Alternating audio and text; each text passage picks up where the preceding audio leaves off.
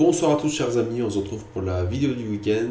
Si vous avez vu ma vidéo de la semaine dernière où j'ai repris ce combat de fou entre Gandalf et le Balrog, vous l'aurez sûrement compris, on est enfin sorti de notre drawdown. Sur 30 jours, on est à plus 125%, on a fait un pic à plus 332%, et la tête sur 180 jours, c'est quelque chose comme ça. On a vraiment explosé.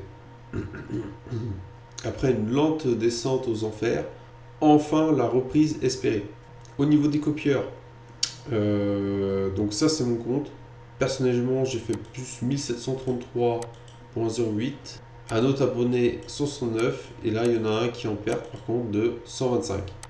Par contre la volatilité est énorme puisque comme vous le savez dans les dernières vidéos j'ai dit je passe en mode agressif. Quand je dis agressif c'est pas moitié. Mais bon, ça a payé, donc je suis très content. Au niveau spot, du coup, comme j'ai gagné environ 300 $ avec le pourcentage de gain des copieurs, j'ai remis sur la stratégie spot ces gains et on arrive à un total de 809,65. Et on peut voir que ça monte légèrement. On va passer maintenant au graphique pour voir à quoi est dû ce drawdown. Est-ce que c'est grave? Et puis, où vont nos cryptos qui sont en spot? Donc, comme d'habitude, première review, le Bitcoin. Le plan s'est passé exactement comme prévu. On avait une A, B, C. À partir du moment où on est revenu au-dessus de la trendline ici, c'était le top départ. On a débattu un peu et paf, c'est parti. Donc maintenant, la trendline à ne pas casser, c'est celle-ci. Et on peut voir qu'on est dans une belle 1, 2. Ici, on a fait la 3, 4, 5. Donc si on zoome bien, 1, 2. Là, c'est la première 1, la 2, la grande 3. Et il faudra que je descende en unité inférieure pour voir si c'est fini pour le rec 3. 1, 2, 3. Là, on est sur la 4. Et ça va faire un dernier push pour faire la 5. Après, on attendra la vague 4 corrective, puis la 5. Sachant qu'on n'est même pas arrivé au vrai prix du BTC. Donc pour moi, ici, je table sur une grande 1, suivie d'une 2, 3, 4, 5. Pour revenir chercher, comme vous voyez, les zones hautes ici, qui sont nos targets. Et ce sera la fin de la vague 3. Par contre, ce qui est bien avec ce qui se dessine là, c'est que ça va être lent. Donc plus c'est lent, plus ça veut dire que les mouvements à venir seront conséquents dans le temps. C'est une très bonne nouvelle que le Bitcoin prenne son temps comme ça.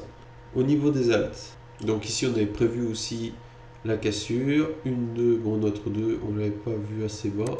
Tac, il était ici. 3, 4, 5. Bon, bah, on est toujours bullish. Hein. On suit exactement le plan. Alors, sur la stratégie perpétuelle, donc ça c'est mon edge. ETH contre shitcoin, on voit que ça monte bien, mais je veux pas tellement de bénéfices parce que ça fait des à-coups, ça descend, ça fait des à-coups, ça descend. Voilà, c'est pas propre. Bitcoin contre DOT, là c'est pas mal. On a fait une belle bougie, donc ça nous a permis de faire des bénéfices. Solana qui est très joli, mais vous voyez, ça stagne un peu depuis 2 jours. Les cryptos qui nous ont fait profiter de leur drawdown, c'est AAVE qui nous a fait un petit moins 24. BNB ça va, on dirait pas comme ça parce que je suis en logarithmique, mais ça pique assez, juste des petites bougies comme ça. Moins 10. Link c'est pas méchant, il a pas fait un gros tracement. Lido nous a fait un petit moins 28. Uniswap moins 27. Et DYDX moins 10. Mais c'est pas grave, vaut mieux avoir des corrections comme ça. C'est que mieux pour nous, puisque plus les corrections sont fortes, plus le prochain mouvement sera explosif, ce qui va nous permettre de faire beaucoup de profit. C'est ce qu'on recherche. Et aussi le dog qui nous a bien fait gagner avec des bougies comme ça. Bon, on a rigolé, un petit 300% quand même. Sur le long terme, on peut voir que le dog, c'est pas encore le moment de le vendre. Ici, on est bien parti, mais les zones de vente, c'est ici. En tout cas, au-dessus de la ligne du milieu, XRP qui nous fait un beau petit rallye en direct, magnifique. Alors, on va passer au spot. Donc, Cheese, Bon, toujours au fin fond de l'enfer, hein. Ici, on voit qu'il est en train de construire un bottom.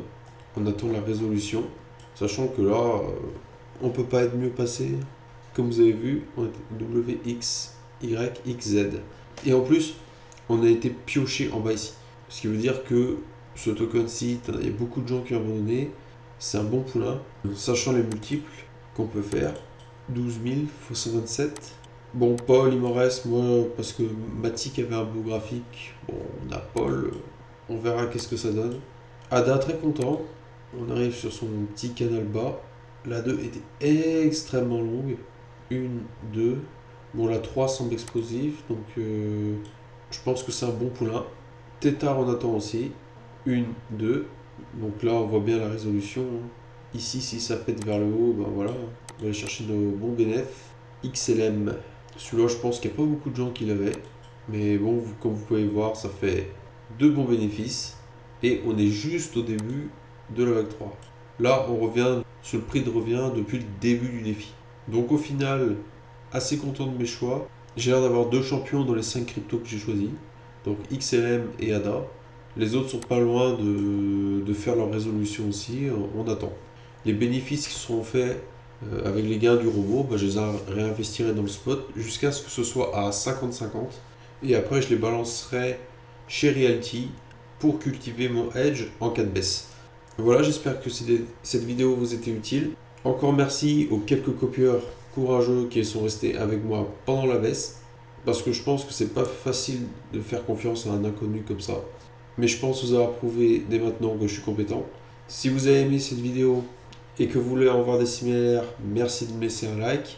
Et on se retrouve prochainement pour un nouvel épisode. Allez, ciao!